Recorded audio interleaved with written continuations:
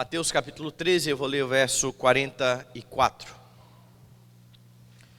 O reino dos céus é semelhante a um tesouro oculto no campo, o qual certo homem, tendo achado, escondeu, e transbordante de alegria vai, vende tudo o que tem e compra aquele campo.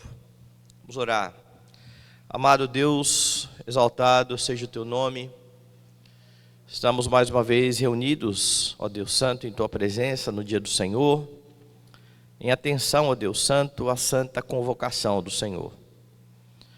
Cremos, ó Deus, que o Senhor, ao longo da nossa vida, tem cumprido a tua promessa de formar em nós o caráter de Cristo. O Senhor tem ministrado ao nosso coração a tua palavra. E nesta manhã nós rogamos que mais uma vez, ó Deus, o Senhor venha tratar conosco, edificando-nos para a tua glória, em nome de Jesus. Amém. Talvez você já tenha passado pela mesma experiência que eu, de ouvir algum sermão, alguma devocional, e aquilo ficou ali gravado no seu coração. E esse é um dos textos. No meu terceiro ano de seminário, eu ouvi um colega de quarto, no seu sermão de prova, falando acerca desta parábola. E foi um sermão muito simples. E me chamou muito a atenção. De modo que é impossível olhar para esse texto de Mateus 13 e 44, pelo menos para mim, e não me lembrar daquilo que eu ouvi lá atrás. Nós vamos dar uma olhada nesta parábola do Senhor Jesus, parábola que está em meio a tantas outras que tratam do mesmo assunto, o reino de Deus. Crianças, elas vivem a sonhar aí em encontrar um tesouro oculto. Eu lembro que uma das nossas brincadeiras no quintal da minha mãe, lá embaixo, o quintal da minha mãe, dá de fundo para o mangue. Então tem o mar ali, então a gente imaginava que estava dentro de um navio pirata e pensava às vezes em encontrar algum tipo de tesouro.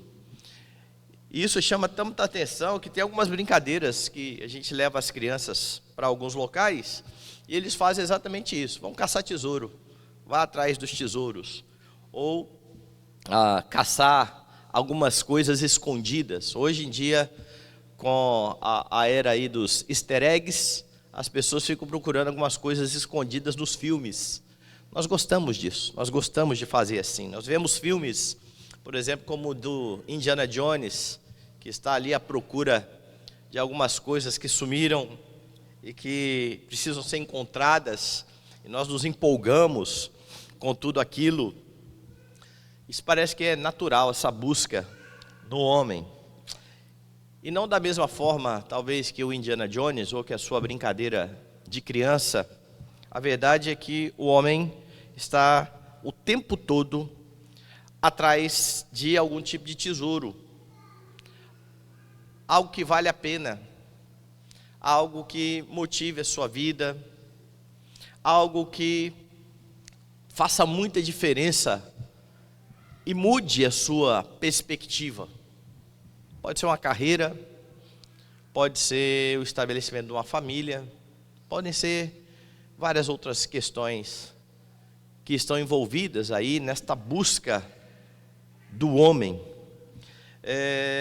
E é lógico que isso não é ruim em si mesmo, né?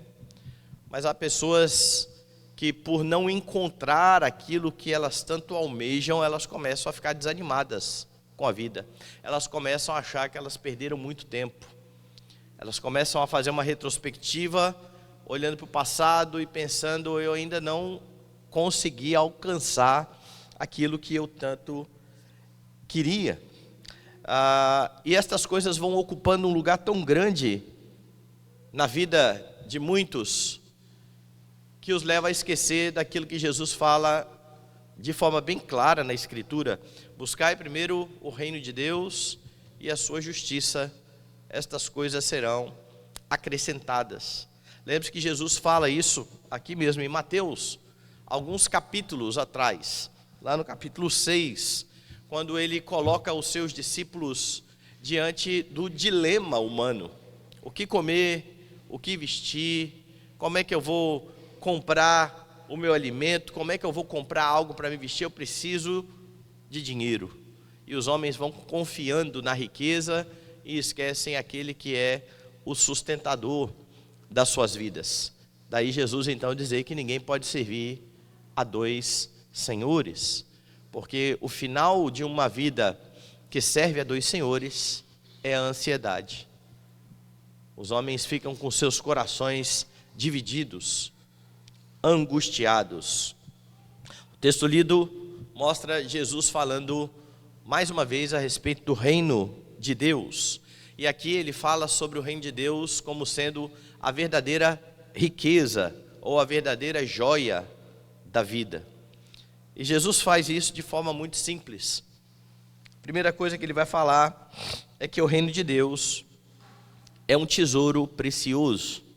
Agora, atente aí ao contexto. Se você virar a página aí da sua Bíblia, você vai ver que lá no capítulo 12, Jesus havia feito muitos prodígios e sinais, ele havia curado pessoas, e ainda assim, no verso 38, os fariseus estão mais uma vez pedindo um sinal a fim de crer em Jesus. É neste momento então que Jesus vai dizer que o único sinal que lhe seria dado seria o sinal de Jonas. Jesus já está aqui falando a respeito da sua obra na cruz do Calvário, quando ele iria morrer, ficar por 3 dias sepultado, e no terceiro dia ele venceria a morte, em favor da sua igreja, em favor do seu povo. A partir do capítulo 13, o que você tem é a conhecida parábola do semeador. Jesus começa a falar então que o semeador sai a semear e lança as suas sementes que caem em tipos de solos diferentes. E dependendo do solo onde essa semente está, ela vai se comportar de forma diferente. Os homens, os discípulos, não compreendem bem o que Jesus está dizendo, tanto que no verso 10, a pergunta é: por que lhes falas por parábolas? Qual a razão de falar dessa forma? Por que não falar mais abertamente, mais claramente? E a resposta de Jesus é interessante. Porque a vós outros é dado conhecer os mistérios do reino, àqueles não é isso concedido. Jesus está sendo bem claro aqui. Deus concede que alguns entendam o Evangelho, e Deus não permite que outros entendam o Evangelho. Naturalmente o homem não entende. Ele está morto em seus delitos e pecados. O seu coração não consegue receber a palavra de Deus. Para que o coração humano receba a palavra de Deus, ele precisa ser transformado pelo Senhor. E aí então, quando o Senhor tira o coração de pedra e dá ao homem um coração de carne, as coisas começam a fazer sentido em sua mente, e é então que ele crê. Ele vem à fé, que ele deposita a sua esperança no Senhor Jesus Cristo. Tanto é assim que no versículo 15, a razão apresentada por Jesus, citando o profeta, é: o coração deste povo está endurecido, de mau grado ouviram com os ouvidos, fecharam os olhos, para não suceder que vejam com os olhos, ouçam com os ouvidos, entendam com o coração, se convertam e sejam por mim curados. Logo depois, Jesus conta a parábola do joio, que diz respeito àqueles que irão ouvir o Evangelho e daqueles que serão colocados por Satanás entre os que ouvirão o Evangelho. E então, a partir do verso 31, você tem uma série de parábolas curtas, todas elas tratando sobre o reino dos céus. Veja o 31. Outra parábola propôs dizendo: o reino dos céus é semelhante. Lá no verso 33, o reino dos céus é semelhante ao fermento.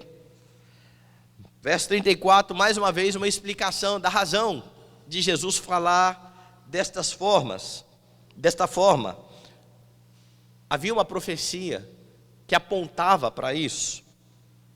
Versículo 36, mais uma vez, ele vai explicar a parábola, e agora ele explica a parábola do joio. Então, por duas vezes, Jesus precisa explicar a parábola que ele anunciou, o que nos mostra a verdade daquilo que ele já tinha dito.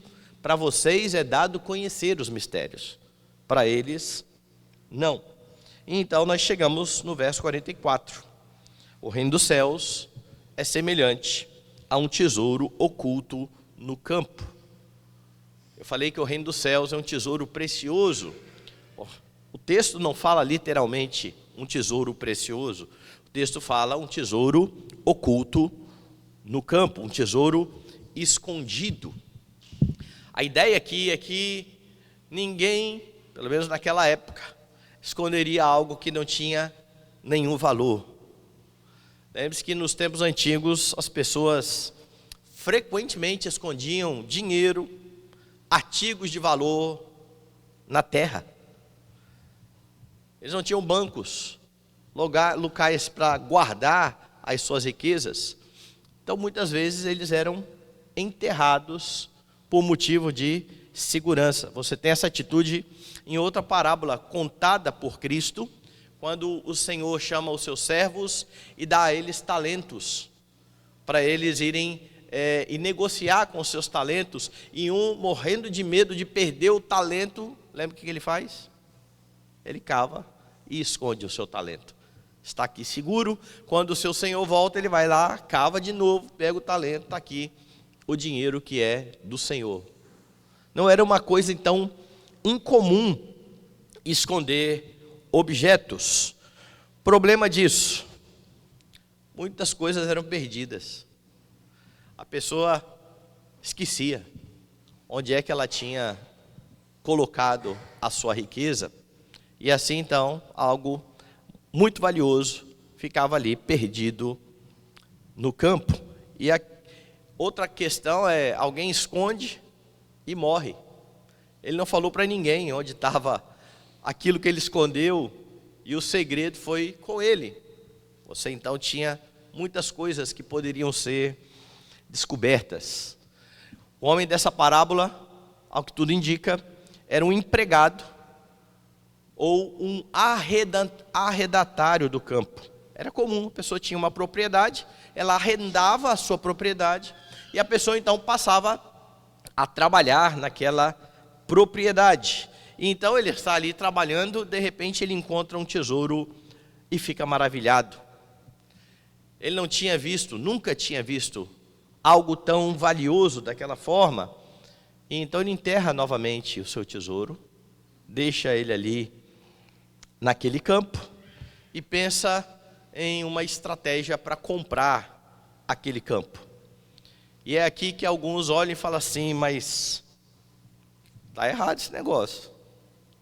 Ele achou o campo, ou ele achou o tesouro no campo de outra pessoa, e ele vai agora fazer algo para ter aquele campo. Lembre-se que ele arrendou o campo. Ele está pagando para trabalhar naquele campo. Ele não é um ladrão. Ele de fato tem o direito de trabalhar naquele campo. Entenda aqui o contexto da época. Havia uma lei rabínica que dizia que qualquer dinheiro que fosse encontrado passaria a pertencer à pessoa que encontrou o dinheiro. E aqui também você precisa pensar com o contexto da época. Hoje em dia você encontra dinheiro e o dinheiro está na carteira, você tem ali o documento da pessoa, tem a foto. Não, achado não é roubado. Não, você sabe de quem é. Está na carteira, a carteira tem nome, tem o telefone. Em caso de perda, ligue para o número tal. Você fala, não, eu achei, é meu. Não é assim que funciona hoje. Mas naquele dia não tinha nenhuma indicação de quem é. Eu não sei se você já passou pela situação de encontrar dinheiro na rua. Se você encontra um dinheiro na rua e tem mais pessoas ali, e você fala assim, quem perdeu 100 reais? O que vai acontecer muitas vezes? Todo mundo perdeu 100 reais. Todo mundo. É meu, de quem é? Então não é uma boa estratégia você, se você quiser devolver o dinheiro, perguntar no meio de uma multidão quem perdeu os R$ 100. Diga só que você achou um dinheiro, talvez. E quando a pessoa se apresentar, você pergunta quanto era. Como é que era a nota? Vai perguntando e tentando entender se o dinheiro era daquela pessoa mesmo. Mas aqui está um tesouro no campo, um dinheiro, não há indicação, a lei dizia, achou, pegue, é seu. Então por que este homem está fazendo isso? Por que ele esconde novamente o seu tesouro para comprar aquele campo? Este homem está tão fascinado por aquilo que ele encontrou, que ele está querendo aqui eliminar qualquer base de contestação. Porque apesar da lei, o dono do campo poderia chegar e falar, não senhor, esse é meu. O campo é meu, então o dinheiro é meu, apesar de você ter achado, apesar dele estar arrendando o campo, apesar dele ter direito de trabalhar naquele campo. Mas ele entende que é tão precioso o que ele encontrou, que ele não pode deixar margem para nenhuma contestação. Então, ele fará algo. Veja o que o texto vai dizer. Certo homem, tendo achado, escondeu. Transbordante de alegria, vai, vende tudo o que tem e compra aquele campo. Este homem que entendeu a preciosidade do tesouro, fará agora algo que vai garantir que ele tenha esse tesouro. Ele reconhece o grande valor do tesouro. E a primeira pergunta aqui é: você tem noção da grandiosidade que é o reino dos céus, que um dia você encontrou, quando encontrou Jesus Cristo? Porque, irmãos, muitas vezes os crentes lidam com as coisas de Deus de forma muito superficial, como se fosse mais alguma coisa na sua vida, dentre tantas outras coisas importantes. É mais uma coisa. Não a mais importante, porque por vezes se troca as questões relacionadas à fé, ao Senhor, ao conhecimento de Deus, ao culto dominical, por qualquer outra coisa que achemos que é muito mais valorosa ou preciosa. O reino de Deus é de um valor tão grande que Jesus vai ensinar em Mateus 6, não acumuleis para vós outros tesouros sobre a terra, mas acumuleis para vós tesouros sobre o céu, ou tesouros no céu. A ideia então é que você precisa valorizar a sua vida com o Senhor. Afinal de contas, um dia você encontrou o tesouro precioso. Os seus olhos foram abertos para você contemplar e entender a importância de Cristo. Mas talvez com o decorrer dos tempos você esteja se esquecendo disso. Não é incomum. Tanto não é incomum que quando Jesus escreve a sua carta à igreja de Éfeso, uma das exortações é: vocês precisam voltar ao primeiro amor.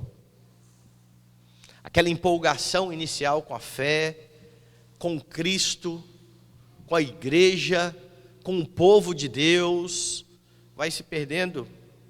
E pessoas que começaram a sua fé tão maravilhadas, tão empolgadas, com tanta vontade de se aprofundar, de conhecer cada vez mais ao Senhor Jesus Cristo, hoje estão apáticas. Hoje vivem de forma religiosa. Tudo é desculpa para não estar onde o povo de Deus está reunido. Tudo é empecilho para faltar o culto dominical, dia de adoração daquele que é o glorioso Deus. O que demonstra na prática que não se entende a preciosidade do reino de Deus.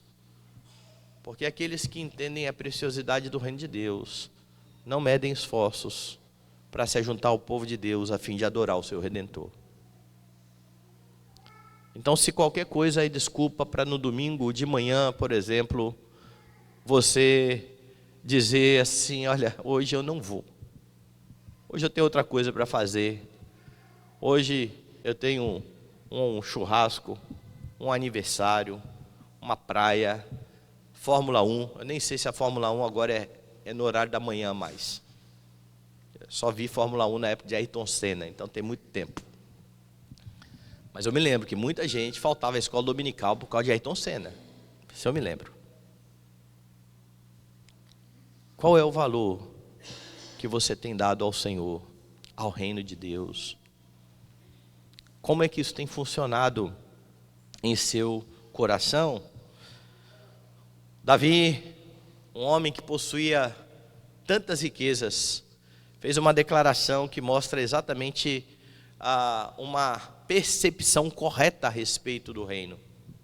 Ele diz assim no Salmo 16: digo ao Senhor, tu és o meu Senhor, outro bem não possuo, senão a ti somente.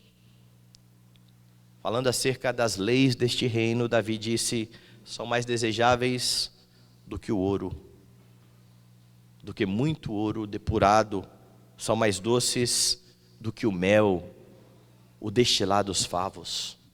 E estas declarações sobre o Senhor, sobre a lei do Senhor, elas mostram onde está o coração. Lembrando que Jesus vai dizer lá em Mateus 6, onde está o teu tesouro, aí estará também o teu coração. Este homem encontrou um grande tesouro. Ele entendeu o quão valioso era aquele tesouro que, escavando naquela terra, ele encontrou. Mas Jesus fala um pouco mais.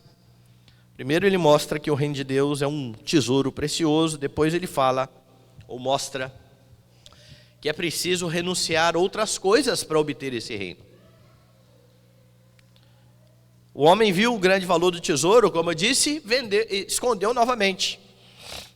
Ele quer eliminar qualquer base de contestação. Mas ele não só faz isso, de novo eu vou ler. Transbordante de alegria vai, vende tudo que tem. Tudo. O que ele encontrou é mais precioso do que todos os seus bens. Mas imagine as pessoas que estão olhando para a situação. Quem está fora? Quem está fora está vendo um homem que arrendou um campo, que está trabalhando naquela terra e que agora, de repente, vende tudo para comprar um campo. Esse homem é louco. Não tem sentido o que este homem está fazendo. Por que uma ação tão impetuosa assim? Por que tanta vontade de ter um campo? E o interessante é a atitude do homem que está a vender todas as coisas. O texto diz que ele vai transbordante de alegria. Ele não está nem aí para aquilo que ele não terá mais. O seu coração não está pesado de ter que deixar todas as coisas. Ele sabe o que o espera. E você pode comparar este homem, por exemplo, com a mulher de Ló. Deus anunciou o juízo contra Sodoma e Gomorra. Aquela cidade precisava de fato ser punida pelo Senhor, destruída, totalmente aniquilada. Mas Deus, em sua graça, salvará Ló e a sua família. Só há uma condição colocada pelo Senhor. Eles precisam sair da cidade e não olhar para trás. Pode ser, Deus se importa que você dê uma olhadinha para trás?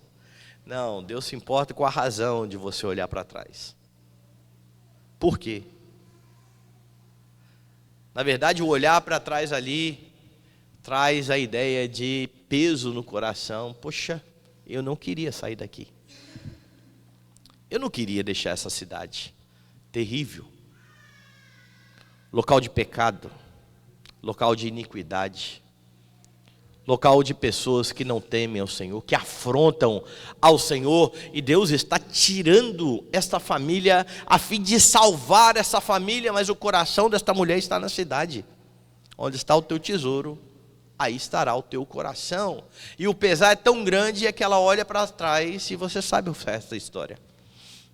Deus a transforma numa estátua de sal. Ela é julgada pelo Senhor. Deus derrama o seu juízo.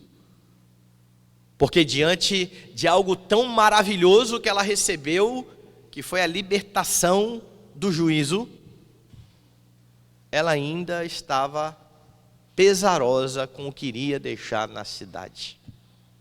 É muito diferente a atitude deste homem. Este homem não vai vender suas coisas e ele pensa assim: puxa, isso aqui está na minha família há tanto tempo, como é que eu vou me desfazer disso? É difícil às vezes se desfazer das coisas, não é? Tem gente que não, que sai jogando tudo fora. Lá em casa, quando o Poliana quer jogar as coisas fora, fala: ó, pergunta aí. Mas essa camisa eu vou jogar fora, né? Essa camisa é preciosa. A camisa que dá para olhar do outro lado, assim, tão fininha que ela tá, mas eu gosto dela. É minha camisa de estimação, gosto de dormir com ela. Vou jogar fora? Não, joga não. Ou às vezes quando eu compro algum eletrônico, acho que essa caixinha é tão bonitinha, eles fazem umas caixinhas bonitinhas hoje, não faz? Pega uma caixinha de celular tão bonitinha, eles podiam fazer umas caixas mais feias, que aí você jogava no lixo logo. Mas você olha para aquelas caixinhas bonitinhas e fala assim: eu acho que isso aqui vai servir para alguma coisa. E você bota lá, você, eu vou guardar alguma coisa nisso uma hora. E guarda nada, você só guarda a caixa o tempo todo. Dia desses eu estava com o Pedro aqui, eu falei: Pedro, vamos jogar um bocado de coisa fora? Acho que a gente jogou umas 4 caixas de notebook antigo da igreja, que estava tudo ali, para assim: nós vamos usar essa caixa uma hora. Parece que a gente tem um apego, e muitos têm tristeza mesmo de se livrar das coisas, pois este homem está alegre, feliz, ele vende tudo, vai lá e compra um campo. Mas só tem esse tipo de atitude quem sabe o valor daquilo que tem.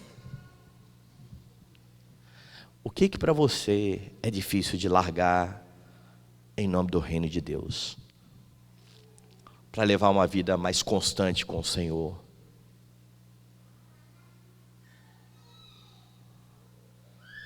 Para ter uma vida mais tranquila na presença do Senhor. O que te impede de levar a vida com Deus mais a sério? Porque quando você descobre isso, você descobriu o que é precioso para você. Mas você vai descobrir também que você está diante de um grande problema. Você está atribuindo maior valor a isso do que aquele que deu a sua vida por você. Isso é grave. Isso é terrível. E dessa forma nós temos muitos crentes murmurando para fazer o que Deus lhes ordena, murmurando para cumprir os mandamentos, murmurando quando tem que passar por cima do seu ego para honrar o Senhor.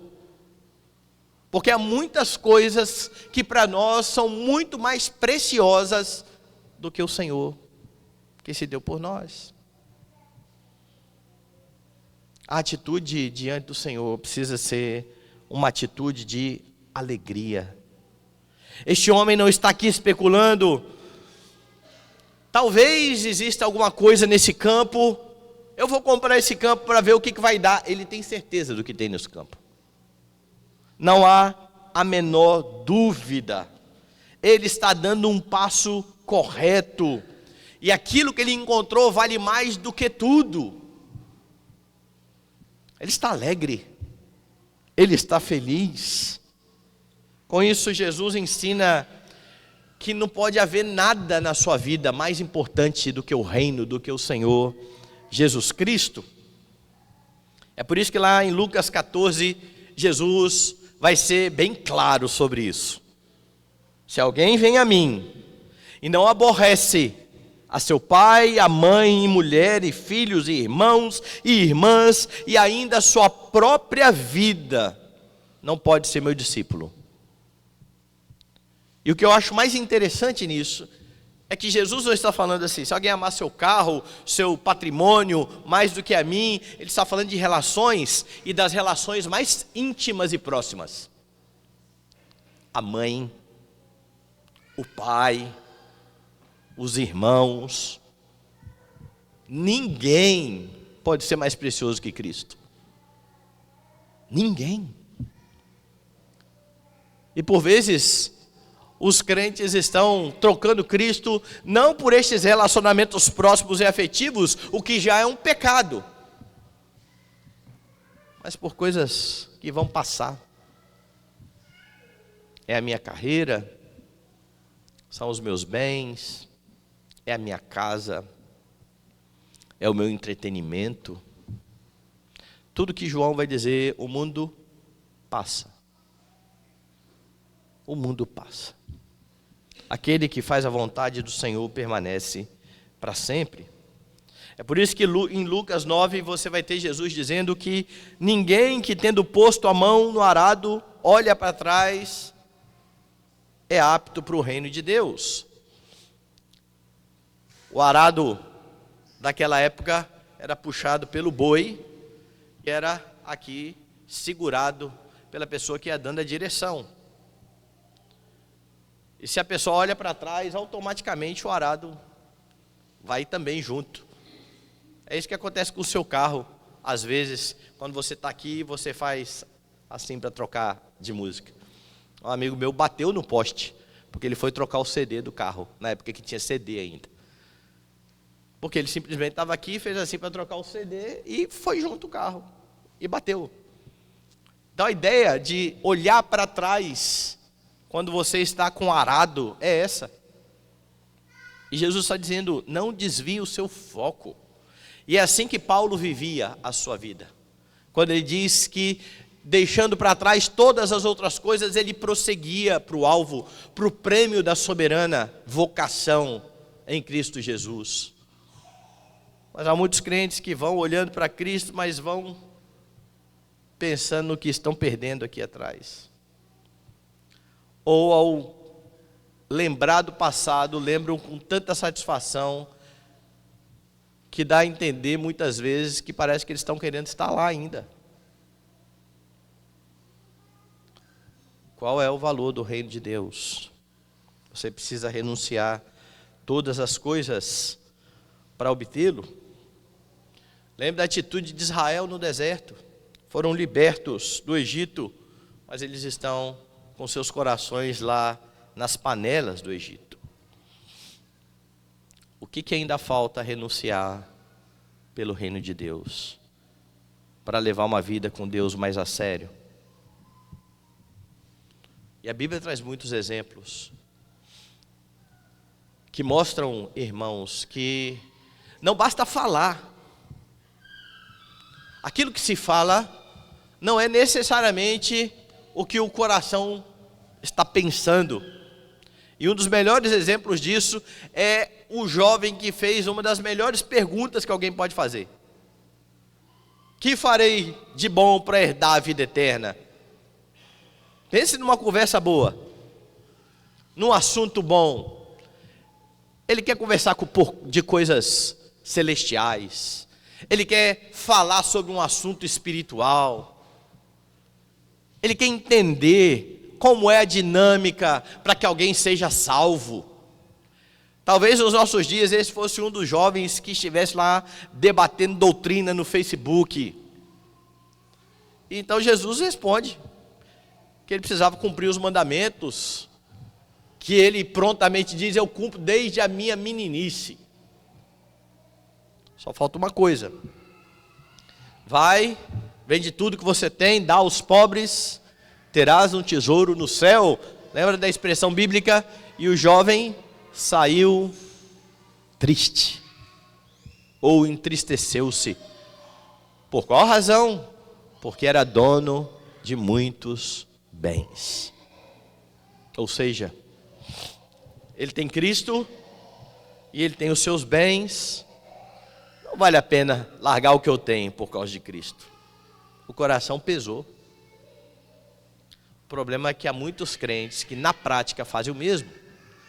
Eles dizem amar o Senhor, eles dizem estar comprometidos com Deus, mas há muitas outras coisas que são mais importantes. E é por isso que eles não desenvolvem, não caminham, estão o tempo todo estagnados, parados no mesmo lugar. Muito crente que não demonstra a alegria deste homem que vendeu tudo o que tinha. Você não pode ter uma vida dupla. Jesus já disse que você não pode servir a dois senhores, porque um dos dois senhores irá ficar aborrecido. Jesus está falando de riquezas, mas isso se aplica a qualquer outra coisa que queira disputar com o Senhor Jesus Cristo. Com certeza a vida de devoção sincera e restrita a Deus é bem melhor do que qualquer outra coisa que você venha alcançar neste mundo, ainda que outros duvidem disso. Ainda que outros olhem e falem assim, que loucura. E nós temos bons testemunhos de pessoas que por amor a Cristo deixaram carreiras, porque entenderam que para continuar naquela carreira que estava indo de vento em popa, eles iriam ter que negociar a sua fé, eles iriam ter que passar outras pessoas para trás, muitas vezes, enganar, mas eles encontraram algo muito melhor do que isso.